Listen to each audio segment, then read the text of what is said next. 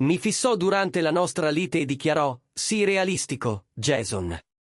Tu dipendi da me più di quanto io dipenda da te. Quindi, comportati bene o troverò qualcun altro. Rimasi in silenzio. La mattina dopo, bloccai il suo telefono, il contratto d'affitto dell'appartamento, le carte di credito, tutto intestato a mio nome. Lei chiamò da un telefono del vicino, disperata. Le dissi: vai a cercare quel qualcuno. E chiusi la chiamata. Mi chiamo Jason Mitchell. Ho 38 anni e ho passato gli ultimi 5 a costruire quella che credevo fosse una partnership con una donna che, invece, stava giocando a un gioco completamente diverso. Quello che lei non sapeva era che avevo documentato tutto. Non perché fossi paranoico, ma perché lavoro in finanza e ho notato dei modelli. I numeri non mentono, e nemmeno gli estratti conto. La donna che pensava di avermi in pugno stava per imparare la lezione più dura della sua vita. Ma prima di raccontarvi come il suo mondo è crollato in meno di 24 ore, devo spiegare come siamo arrivati a quel punto. Perché quello che accadde quella mattina non fu vendetta. Fu semplicemente me che toglievo la mano da sotto qualcuno che ci stava sopra da anni, sostenendo di reggermi. Se vi sta piacendo questa storia finora, per favore iscrivetevi al canale e lasciate un commento qui sotto. Fatemi sapere se vi è mai capitato che qualcuno approfittasse della vostra generosità. E non dimenticate di mettere like a questo video. Il vostro supporto mi aiuta a portarvi altre storie come questa. Ora, torniamo a come si sono svolti i fatti. Conobbi Vanessa Hayes a un evento di networking 3 anni fa. Lavorava come coordinatrice marketing per una boutique di consulenza, quel tipo di posto che fa pagare tariffe orarie assurde per dire alle aziende cose che già sapevano. Era bella in quel modo studiato a tavolino, capelli biondi con makes, vestiti firmati che sembravano costosi ma probabilmente venivano da outlet, e una sicurezza che lasciava intendere avesse capito come muoversi nel mondo senza mai lavorare troppo. La nostra prima conversazione avvenne al bar. Ordinò un cocktail costoso e fece una battuta sul fatto che gli eventi di networking fossero solo speed dating per professionisti. Risi. Ci scambiammo i numeri. Nel giro di 2 settimane cenavamo in ristoranti italiani dove lei ordinava il vino più caro del menù e io pagavo senza pensarci 2 volte. Ripensandoci, avrei dovuto notare il modello prima. Vanessa non tirava mai fuori il portafoglio. Né al primo appuntamento, né al 10º, mai. Faceva gesti teatrali, come se volesse prendere la borsa, poi sorrideva quando la mandavo via con un cenno. Era una danza che facevamo. E io ero troppo preso dal piacere della sua compagnia per accorgermi che ero sempre io a condurre. 6 mesi dopo l'inizio della nostra relazione, Vanessa mi disse che il suo contratto d'affitto stava per scadere. L'edificio sarebbe stato convertito in condomini e l'affitto sarebbe aumentato del 40%. Non poteva permetterselo con il suo stipendio, disse. Forse avrebbe dovuto tornare a vivere con i genitori in Ohio. L'idea la terrorizzava chiaramente. Offrì il mio aiuto senza pensarci. Avevo un appartamento con 2 camere in una zona carina della città, abbastanza spazio, e onestamente, averla più spesso intorno mi sembrava una buona cosa. Avremmo potuto dividere le spese, far funzionare tutto come una squadra. Almeno, questo mi dicevo. Vanessa si trasferì il mese successivo. Portò i suoi mobili, i suoi vestiti, la sua collezione di candele profumate da $30 l'una. Quello che non portò fu il deposito cauzionale, il primo mese d'affitto o alcun contributo alle spese di casa che avevamo concordato di dividere. Quando lo feci notare il primo mese, Vanessa mi guardò con occhi feriti. Jason, pensavo che stessimo costruendo qualcosa insieme. Davvero vuoi far pagare l'affitto alla tua ragazza come se fosse una semplice coinquilina? Mi tirai indietro. Sembrava meschino insistere quando potevo permettermi il mutuo da solo.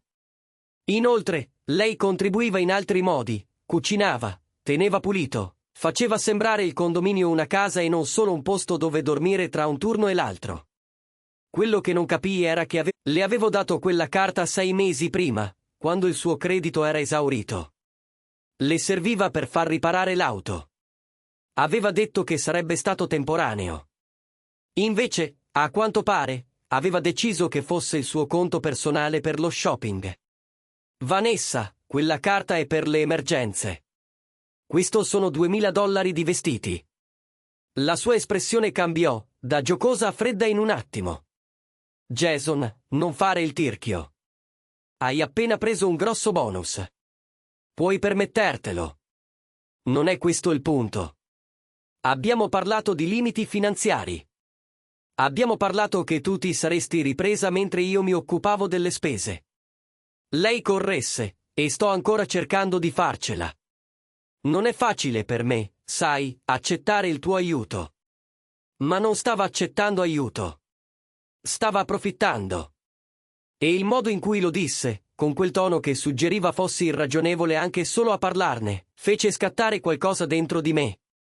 Forse dovresti iniziare a contribuire alle spese di casa, dissi con cautela. Anche solo qualche centinaio al mese aiuterebbe. Vanessa rise. Rideva davvero. Jason, sii serio. Sto appena coprendo le mie bollette. Quali bollette? Non paghi l'affitto. Sei nel mio piano telefonico. L'assicurazione dell'auto è con la mia. Pago io la spesa, le utenze, tutto. Cosa stai coprendo esattamente? Il suo volto si arrossì. Scusa. Stai davvero contando ogni singolo dollaro come se fossi un report di spese? Si avvicinò e la voce si fece pericolosa, quel tono che avevo imparato a riconoscere come preludio a parole taglienti. Vuoi parlare di contributi? Va bene. Io faccio sentire questa casa un vero focolare. Sopporto i tuoi amici noiosi e le tue storie di lavoro tediose. Ti faccio fare bella figura davanti ai colleghi.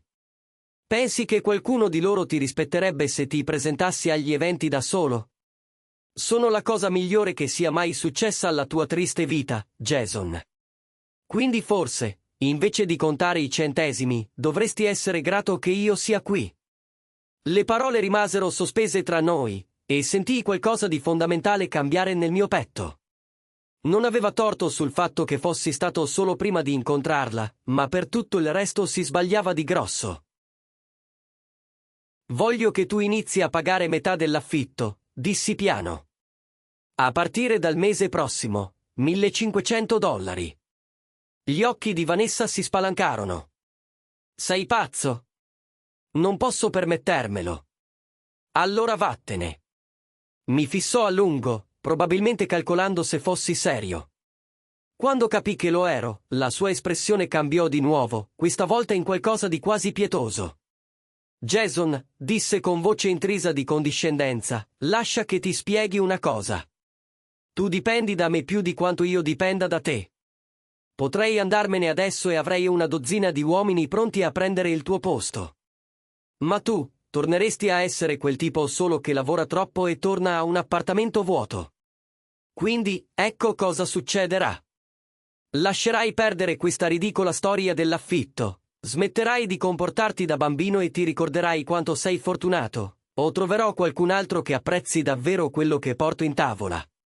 Tornò allo specchio, sistemando il suo vestito nuovo come se la conversazione fosse finita, come se avesse vinto. E forse in passato sarebbe stato così.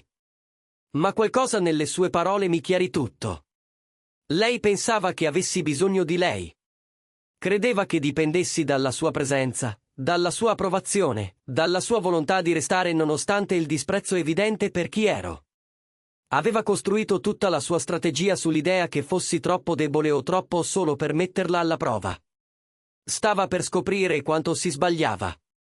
Non risposi al suo ultimatum. Presi semplicemente il mio portatile e andai in salotto, aprendo i conti che avevo pagato senza pensarci.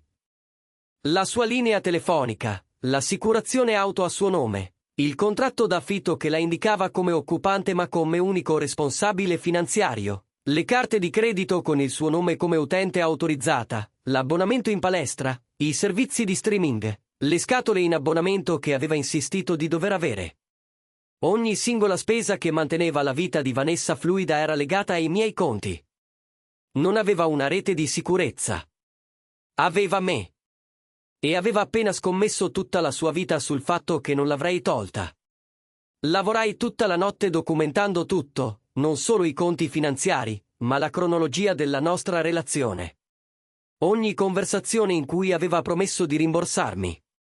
Ogni volta che aveva detto che si sarebbe rimessa in piedi, il lavoro che aveva lasciato 6 mesi prima perché troppo stressante, finanziato interamente da me che coprivo tutte le sue spese mentre si riorganizzava. Al mattino avevo un quadro completo. Avevo speso oltre $80.000 a sostegno di Vanessa solo nell'ultimo anno. Non per noi, per lei. E in cambio avevo ricevuto disprezzo, minacce e il costante suggerimento che avrei dovuto essere grato che tollerasse la mia esistenza. Vanessa uscì per la serata con le amiche verso le 7, indossando uno dei suoi vestiti nuovi, con una borsa firmata che aveva addebitato alla mia carta di credito il mese scorso. Non disse addio, probabilmente si aspettava ancora che tornassi a implorare scusa. Invece, iniziai a fare telefonate. Prima la compagnia telefonica. Spiegai che dovevo rimuovere una linea dal mio piano famiglia. La rappresentante cercò di avvertirmi che avrei perso lo sconto multilinea. Le dissi che andava bene così. Il numero di Vanessa sarebbe stato disattivato a mezzanotte. Poi chiamai la società di gestione dell'appartamento. Spiegai che l'occupante indicato nel contratto si sarebbe trasferito e doveva essere rimosso da tutti i documenti. Mi informarono che, tecnicamente, dato che Vanessa non era sul contratto come parte finanziaria, era essenzialmente una ospite. Rimuoverla richiedeva solo la mia autorizzazione come titolare del contratto. La autorizzai immediatamente. Poi furono le compagnie delle carte di credito. Spiegai che dovevo rimuovere un utente autorizzato dai miei conti.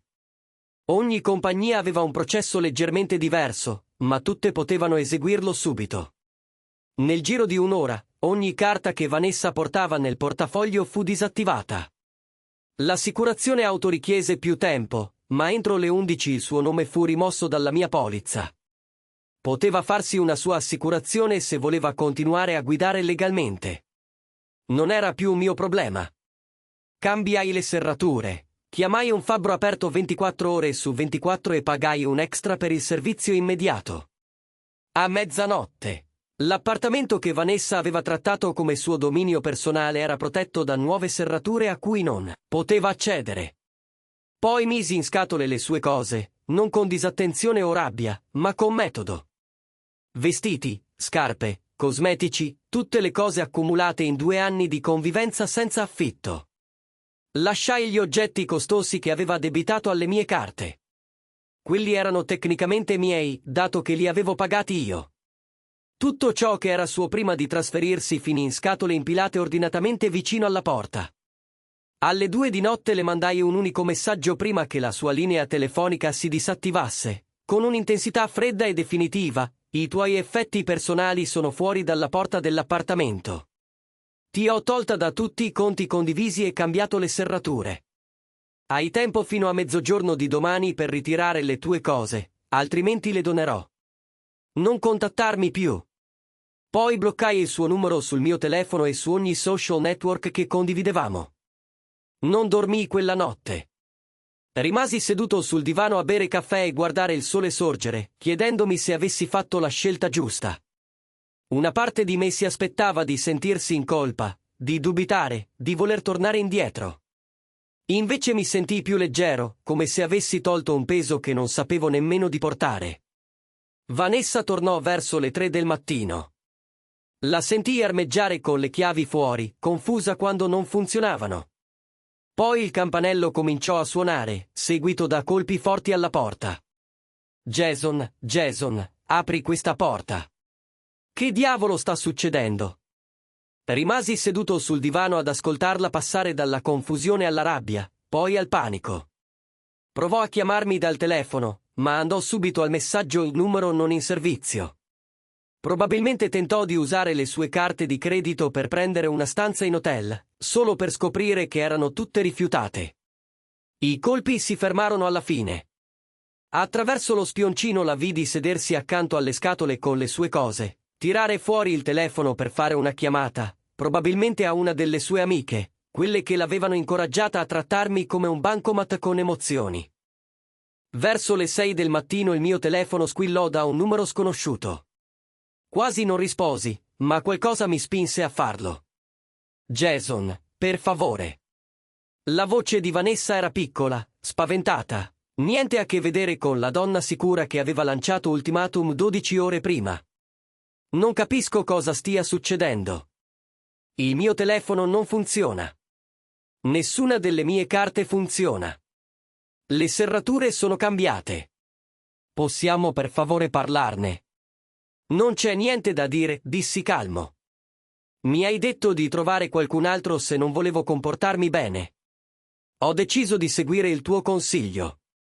Vai a cercare quella persona che apprezzerà quello che porti in tavola. Jason, non volevo, sì, lo volevi. Lo volevi assolutamente. Pensavi che fossi troppo dipendente da te per chiamare il tuo bluff. Ti sbagliavi.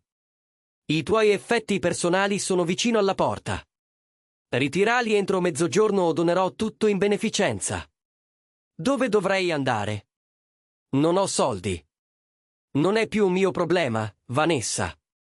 Sei una donna adulta che ha scelto di bruciare ogni relazione mentre viveva con il mio reddito. Fatela andare bene come fanno tutti gli altri adulti. Ma siamo insieme. Non puoi semplicemente buttarmi fuori. Guarda come faccio, dissi, e chiusi la chiamata. Provò a richiamare altre 3 volte dallo stesso numero, probabilmente il telefono di un vicino. Lo bloccai dopo il terzo tentativo. A mezzogiorno le sue cose erano sparite. Non so chi l'abbia aiutata a raccoglierle né dove sia andata. Onestamente, non me ne importava. Quella parte della mia vita era finita. Non con drammi, lacrime o confronti drammatici, ma con semplici questioni finanziarie. Le conseguenze furono più silenziose di quanto mi aspettassi. I miei amici, quelli che avevano incontrato Vanessa a cene e eventi, ebbero tutti reazioni simili quando raccontai cosa era successo. Vari modi di dire finalmente, e noi non l'abbiamo mai sopportata, ma non sapevamo come dirtelo. Mia sorella Melissa mi chiamò il giorno dopo, avendo saputo tutto dalla rete di pettegolezzi di nostra madre. Sono orgogliosa di te, disse semplicemente. Ci voleva coraggio. Era stanca di essere usata. Risposi, stessa cosa, fratellino. Stessa cosa. La parte interessante fu vedere Vanessa cercare di ricostruirsi. Pubblicava sui social post su relazioni tossiche e abusi finanziari, cercando di dipingersi come vittima di un uomo controllante che l'aveva intrappolata in una situazione da cui non poteva uscire. Alcune sue amiche la sostennero con commenti di supporto senza conoscere tutta la storia. Ma alcune persone che ci conoscevano entrambe mi contattarono in privato, chiedendo la mia versione. Non la attaccai online né cercai di difendermi pubblicamente. Inviavo loro i documenti finanziari, la cronologia della nostra relazione, gli screenshot delle conversazioni in cui aveva promesso di contribuire e non l'aveva mai fatto. La verità, a quanto pare, era abbastanza efficace senza abbellimenti. Vanessa provò a ricontattarmi più volte nei mesi successivi. Prima tramite conoscenti comuni che cercavano di organizzare incontri per parlare. Poi con messaggi attentamente formulati da nuovi numeri, suggerendo che forse avevamo esagerato entrambi e potevamo trovare una via d'uscita. Poi con messaggi sempre più disperati, dicendo che era cambiata, che ora capiva cosa aveva sbagliato, che meritava un'altra possibilità. Io non risposi mai a nessuno di loro. Non c'era più nulla da dire. Quella sera aveva chiarito la sua posizione, e io l'avevo semplicemente accettata così com'era. Tutto ciò che è successo dopo sono state solo le conseguenze che si sono manifestate. Circa 6 mesi dopo aver cambiato le serrature, ho incontrato una delle ex colleghe di Vanessa in un bar. Jennifer è sempre stata gentile, una delle poche persone nella vita di Vanessa che sembrava sincera. «Come stai?» mi ha chiesto con genuina preoccupazione. «Meglio di quanto stia da anni», le ho risposto sinceramente. Ha sorriso appena. «Bene. Te lo meritavi, meglio di come ti ha trattato Vanessa. Sapevi cosa stava succedendo?» Jennifer ha esitato, poi ha annuito. Lo sapevamo tutti. Lei si vantava al lavoro. Anzi, di come avesse trovato il suo biglietto per la vita e non avrebbe mai più dovuto preoccuparsi dei soldi. Ti chiamava il suo fidanzato rete di sicurezza.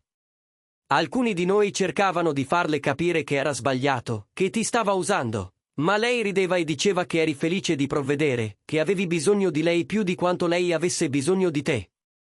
La conferma ha fatto meno male del previsto, soprattutto perché non mi ha detto nulla che non avessi già capito. Dov'è adesso? Ho chiesto, più per curiosità che per preoccupazione. L'ultima volta che ho sentito, è tornata a vivere in Ohio con i suoi genitori. Non poteva permettersi di restare qui senza qualcuno che finanziasse il suo stile di vita. Credo che lavori nel commercio al dettaglio, cercando di pagare tutti i debiti delle carte di credito che ha accumulato. L'ironia non mi è sfuggita. La donna che mi accusava di dipendere da lei era tornata a vivere con i genitori perché non riusciva a cavarsela, senza qualcuno che pagasse le sue spese.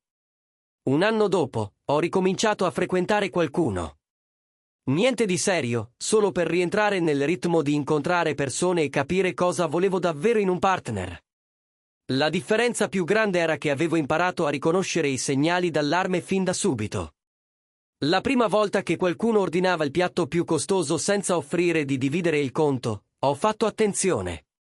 Quando qualcuno ha accennato casualmente a problemi di soldi al secondo appuntamento, ho notato il modello che si stava formando. Non ero esattamente cinico, avevo solo imparato a distinguere tra generosità e sfruttamento, tra collaborazione e parassitismo, tra chi vuole costruire una vita insieme e chi vuole solo che tu finanzi la sua. Il mio conto in banca si è ripreso più in fretta di quanto pensassi. Si è scoperto che quando non devi mantenere due persone con un solo stipendio, i soldi bastano molto di più. Ho pagato la macchina, aperto un serio conto di investimenti e fatto una vacanza in Islanda che rimandavo da anni. Tutte cose che avrei potuto fare anche con Vanessa, se solo avesse contribuito anche minimamente alla nostra vita in comune. La domanda che mi hanno fatto più spesso è stata se mi pentissi di come avevo gestito la situazione, se avessi voluto avvertirla di più o cercare di risolvere le cose prima di mettere in atto quella che un amico ha definito la mia opzione nucleare finanziaria. La risposta è sempre stata no. Vanessa aveva avuto anni di opportunità per essere una partner e non una dipendente. Innumerevoli conversazioni in cui le avevo suggerito con delicatezza di contribuire di più, di assumersi qualche responsabilità finanziaria, di trattare la nostra relazione come una collaborazione. Lei rispondeva sempre facendomi sentire in colpa per averlo chiesto o minacciando di andarsene. Le ho semplicemente dato quello che voleva, la libertà di andarsene, di trovare qualcuno che apprezzasse il suo contributo. Il fatto che non potesse sopravvivere senza qualcuno che finanziasse il suo stile di vita non era un mio problema. Era la conseguenza naturale di aver costruito tutta la propria vita sullo sfruttamento degli altri. Mia sorella lo ha riassunto meglio durante una telefonata circa un anno dopo: non hai distrutto la sua vita, Jason. Hai solo smesso di sostenerla. C'è una differenza. Aveva ragione. La vita di Vanessa era stata in equilibrio precario sulla mia disponibilità a finanziarla. Nel momento in cui mi sono tirato indietro, tutto è crollato. Non perché l'avessi sabotata, ma perché lei non aveva mai costruito una base propria. Alcuni hanno definito crudele quello che ho fatto. Tagliare tutti i suoi sistemi di supporto da un giorno all'altro, cambiare le serrature, lasciarla praticamente in mezzo a una strada. Ma quelle persone non capivano che ognuno di quei sistemi di supporto era mio. Non avevo tolto nulla a Vanessa. Avevo semplicemente smesso di darle accesso a cose che non le erano mai appartenute. L'appartamento era mio, pagato con il mio stipendio. Il piano telefonico era mio, finanziato dal mio salario. Le carte di credito erano mie, garantite dal mio punteggio di credito. Non le avevo rubato nulla. Avevo solo smesso di essere il suo conto in banca personale. Guardando indietro, la cosa più interessante di tutta la situazione è stata la rapidità con cui la vita di Vanessa è crollata non appena ho tolto il mio sostegno finanziario. Nel giro di 24 ore è passata da donna sicura che lanciava ultimatum a persona disperata che chiamava dal telefono di un vicino. Ha rivelato quanto poco avesse costruito per se stessa vivendo alle mie spalle. Oggi vivo da solo in quel stesso appartamento. Il posto ora sembra diverso, più leggero in qualche modo. Cucino pasti che voglio davvero mangiare, guardo programmi che mi piacciono davvero e spendo soldi per cose che contano per me, invece di finanziare il sogno di qualcun altro. Ho saputo dal Gossip Network che Vanessa si è fidanzata con un altro, un ragazzo che ha conosciuto al lavoro nel commercio al dettaglio. A quanto pare uno disposto a chiudere un occhio sul suo passato di sfruttatrice perché era solo e lei era carina. Spero per lui che abbia imparato qualcosa dalla nostra storia. Sospetto di no. La lezione che ho imparato è semplice. Quando qualcuno ti dice chi è, credigli la prima volta. Quando qualcuno minaccia di andarsene se non soddisfi le sue richieste, aiutalo a fare le valigie. E quando qualcuno sostiene che hai bisogno di lui più di quanto lui abbia bisogno di te, lascia che scopra se è davvero così. A volte la cosa più gentile che puoi fare per qualcuno è lasciarlo affrontare le conseguenze naturali delle sue scelte. Vanessa ha scelto di costruire tutta la sua vita attorno a trovare qualcuno da sfruttare. Io ho scelto di smettere di essere quella persona. Lei pensava che io dipendessi da lei, che avessi bisogno di lei più di quanto lei avesse bisogno di me. Si sbagliava. E nel momento in cui ho tolto il mio sostegno, il suo intero mondo costruito con cura è crollato come un castello di carte sotto un forte vento. Non ho distrutto la sua vita. Ho solo smesso di tenerla insieme. C'è una differenza. Se questa storia ti è stata utile, se ti ha ricordato di stare attento a chi scambia la generosità per debolezza, condividi questo video. Lascia un commento qui sotto con le tue esperienze di relazioni a senso unico. E non dimenticare di iscriverti per altre storie di persone che hanno imparato a caro prezzo la differenza tra partnership e parassitismo. Ricorda, non sei responsabile di finanziare lo stile di vita di qualcun altro solo perché è carino, affascinante o bravo a farti sentire in colpa. I veri partner contribuiscono. I veri partner apprezzano ciò che offri. I veri partner non minacciano di andarsene ogni volta che chiedi una semplice reciprocità. Vanessa ha imparato questa lezione a sue spese. La domanda è, la imparerai tu prima che sia troppo tardi?